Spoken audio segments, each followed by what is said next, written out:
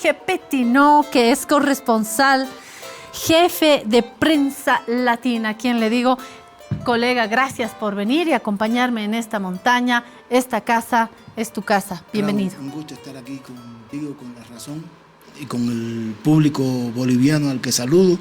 Y bueno, y felicito a los paceños por el triunfo de Bolívar. ¿Verdad? A una parte de los paceños, que son los hinchas, y a todos los bolivianos, porque creo que representaron bien ¿no? a Bolivia, sí, representaron bien. Yo sé que tengo muchos amigos del Tigre. Yo, la primera. Por supuesto, pero es un triunfo de Bolivia. Es un triunfo, y nos han hecho quedar muy bien. El segundo bloque tocaremos este tema con nuestra colega Priscila Pérez para ver lo que nos ha hecho un árbitro peruano. Mal, nos han robado un gol, ¿no? Nos han robado me robó un gol y el penalti era polémico también. Y lindo gol, ¿no? El patito estaba... Sí. Bueno, hoy vamos a hablar de esta cumbre amazónica de presidentes. Comparto una notita para darle el contexto y luego vamos a los detalles. A ver, es de AFP. Alianza Regional para combatir la deforestación en la Amazonía. Los 8 miembros de la Organización del Tratado de Cooperación Amazónica acordaron conformarla el martes en el primer día de una cumbre en la ciudad brasileña de Belém. La alianza, integrada por Brasil, Colombia, Bolivia, Perú, Guyana, Venezuela, Ecuador y Surinam, también buscará combatir el crimen organizado en la región y fomentar el desarrollo sustentable. Sin embargo, la declaración conjunta no establece metas comunes y fue descrita como una lista de promesas por representantes de la coalición ambientalista Observatorio do Clima. No hay tiempo que perder. Es hora de desarrollar políticas públicas que involucren a todos los niveles de gobierno y contemplen adecuadamente el criterio de sostenibilidad.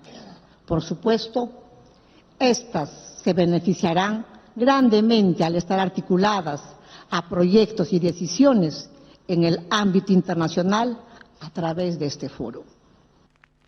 Considerada durante años el pulmón del planeta, la Amazonía se encamina, según los científicos, a un punto de no retorno, a partir del cual emitirá más carbono del que absorbe, agravando el cambio climático. Entre 1985 y 2021, la selva suramericana perdió el 17% de su cobertura vegetal debido a la acción humana, según datos del proyecto de investigación MapBiomas Amazonía. El presidente colombiano Gustavo Petro abogó por una erradicación de los combustibles fósiles y criticó a los gobiernos de izquierda que defienden la exploración petrolera. Que ya ni siquiera es suficiente llegar a deforestación cero. Es más, la ciencia dice que si arborizáramos todo el mundo, no lograríamos absorber lo que se emite cada año en CO2. Bueno, acabamos de escuchar a 2 mandatarios, ¿no? Creo que Petro ha hecho un seguimiento más riguroso del tema medio ambiente que la presidenta peruana Boluarte, pero ahí estaban todos y ahí, qué increíble, Luis Arce de la mano de la presidenta Boluarte, ¿no? No sé si le ha gustado o a Boluarte o a Luis Arce, pero ahí estaban para la foto. No vamos a comentar las fotos con mi colega Jorge Pettinó, reitero, corresponsal jefe de Prensa Latina, sino de lo que hay después. Y Jorge, yo comienzo con la principal crítica. Las fotos salen lindas, todos están encantados de la vida, las palabras son hermosas también, pero pasan las cumbres y no llegamos a los hechos.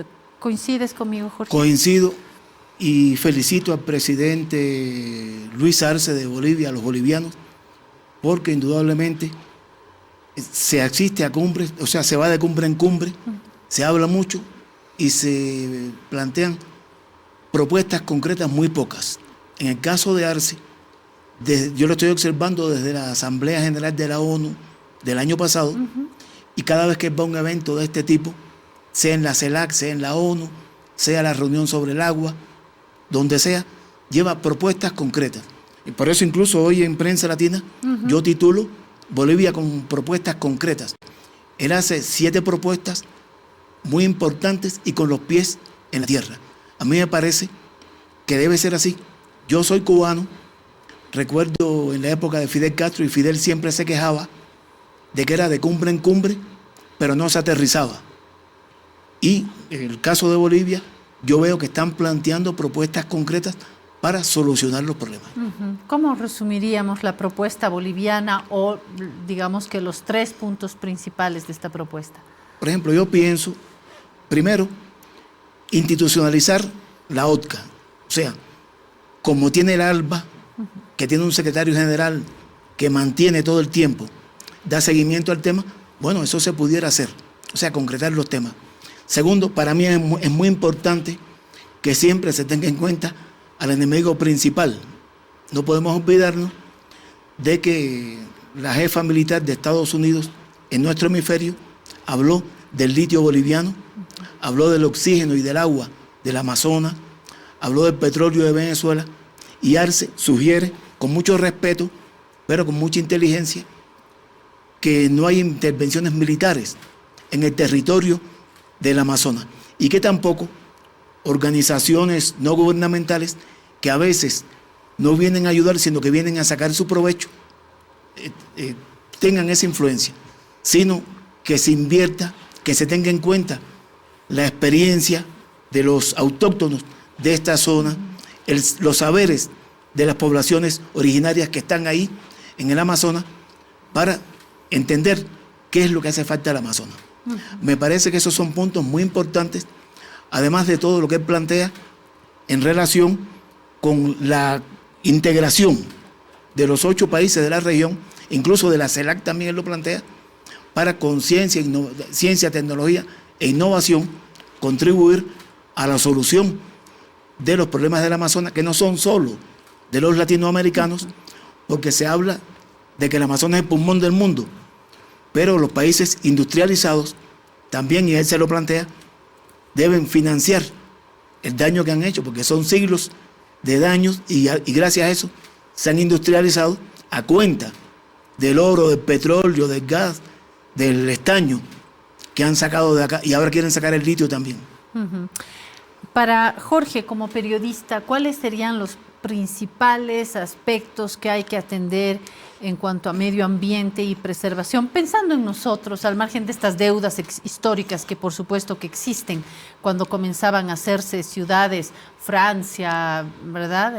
España, París, Europa. en España, Madrid, ahí no se cuestionaban, ¿no es cierto?, el tumbar árboles para abrir carreteras, y hoy sí, porque estamos en otra etapa y de pronto en este lado del mundo están los más fuertes pulmones, las resistencias de este planeta, pero al margen, decía, de estas deudas históricas, tenemos que pensar en nuestro cuerpo, en nuestra tierra latinoamericana, que es nuestro cuerpo, nuestros árboles, nuestras fuerzas. ¿Cuáles serían, Jorge, los aspectos fundamentales que hay que atender? ¿Qué hay que atender primero? El peligro de la deforestación, el cuidado del agua, carreteras que a veces obstruyen la armonía en un determinado lugar, la contaminación de las minas. ¿Cuál sería el ABC urgente para ti, Jorge? Sí, hay un elemento importante. Bolivia está planteando siempre un elemento que yo tengo en cuenta, que incluso lo están planteando en la ONU, que es la palabra armonía. Hay que lograr, primero, no se puede renunciar al desarrollo, pero un desarrollo con armonía, con una visión que no sea antropocéntrica, o sea, el hombre por encima de todo, sino que sea biocéntrica, o sea, el hombre, o sea, el ser humano en coexistencia con todo lo que existe en la naturaleza, conjunto. con el conjunto, con todo lo bio, con todo lo que existe en la naturaleza. Yo me leí el libro del vicepresidente Choquehuanca, y en lo que más estoy de acuerdo es que todos los que estamos vivos somos hijos de la madre tierra. O sea, todos los que nos alimentamos de la leche de la madre tierra, que es el agua, tenemos derecho a coexistir. Eso sin olvidar que es necesario el desarrollo.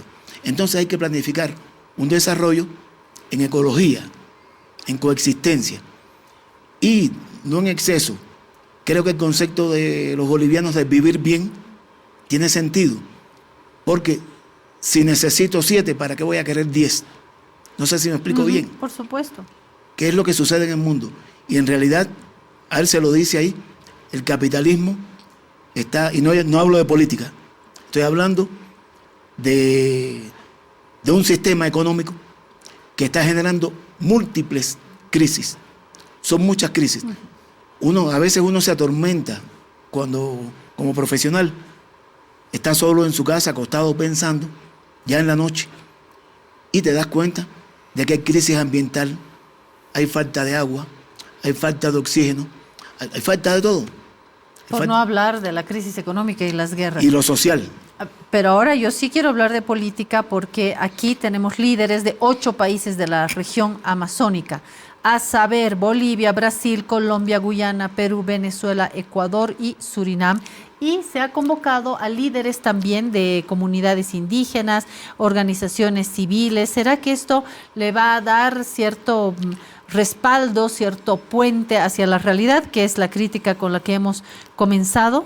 Tomando en cuenta que el territorio amazónico abarca 6.3 millones de kilómetros cuadrados, alberga 10% de las especies del planeta, 50 millones de personas, 400 pueblos originarios y, termino con esto, la destrucción de la Amazonía podría superar un punto de no retorno porque se emite más carbono del que se absorbe. Entonces, ¿será que además de estos líderes políticos, la presencia de representantes de comunidades indígenas, representantes de organizaciones civiles, van a hacer este puente o vamos a seguir en el bla bla? Porque lo más seguro, a la luz de la historia, es que se declaran buenos principios, buenas intenciones y luego ejecutamos poco. Las grandes cumbres en torno al clima han quedado en eso y seguimos con un Estados Unidos y una China que siguen contaminando. Y que ellos sean principales contaminadores no quiere decir que nosotros seamos unos angelitos. Entonces seguimos dando la vueltas como perro que se muerde la cola, ¿no? Creo que es muy importante eso. Incluso creo que es muy importante que se haya invitado a la República Democrática del Congo, al Congo y a la representación de Francia, porque Francia tiene un espacio acá en su provincia de ultramar de Guyana Francesa. Y entonces, porque no solo el Amazonas es el que tiene la gran responsabilidad con el mundo. Y al mismo tiempo, también yo pienso que las grandes potencias, por ejemplo, se hizo la COP27 y no se resolvió el problema. Así es. Y después Estados Unidos y otros países siguen gastando en armas, están invirtiendo millones, millones y millones en la guerra de Ucrania, cuando quizás esos millones pudieran estar dándole un poco más de oxígeno al planeta. Yo pienso, la intención es muy buena. Ahora, lo que hace falta, como decía al principio, que se lleguen a acuerdos concretos y que se pongan en práctica, que se tomen en cuenta, porque nos estamos acercando. Recuerdo en el mismo Brasil, en el año 92, Fidel Castro alertó de que el mundo, antes de que todo esto fuera una moda, porque ahora es una moda el ambientalismo. Ahora se hable más, ¿no? Ahora se habla de eso. Pero en el año 92, Fidel Castro hizo una alerta diciendo que la humanidad estaba en peligro, que una especie está en el ser humano. Y hubo mucha gente que no le hizo caso, sobre todo las grandes potencias. Siguió aquello y nos estamos acercando cada vez más a la catástrofe. Pero además, si uno mira la situación de Ucrania y cómo la OTAN y Estados Unidos y Francia están aprovechando esto para su industria armamentista, no estamos lejos tampoco de una posible tercera guerra mundial, que sería el fin de la humanidad.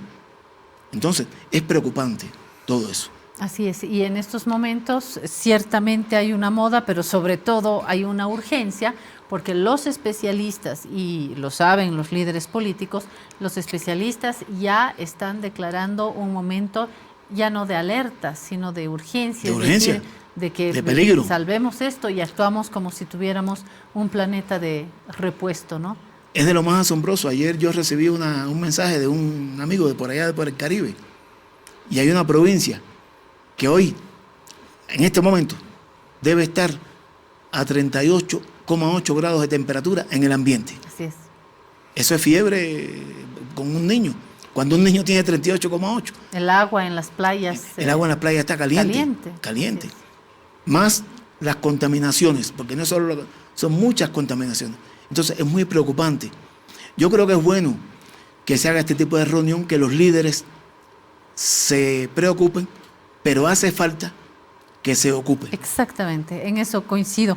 Muchas gracias por estar acá. Jorge Petinoa, a quien vamos a convocar también en mesas de periodistas para hablar no solamente de medio ambiente, sino de esto que está moviendo al mundo. Es un placer Para mí es un placer muy grande. Además, yo, en un comentario reciente, hablando como amigos, te lo decía, yo admiro mucho a La Razón, la leo mucho, incluso cuando en la mañana, al amanecer, me levanto, lo primero que hago es ver los titulares de La Razón y me dan la brújula de Bolivia. Muchas gracias a ustedes. No, gracias por esas palabras.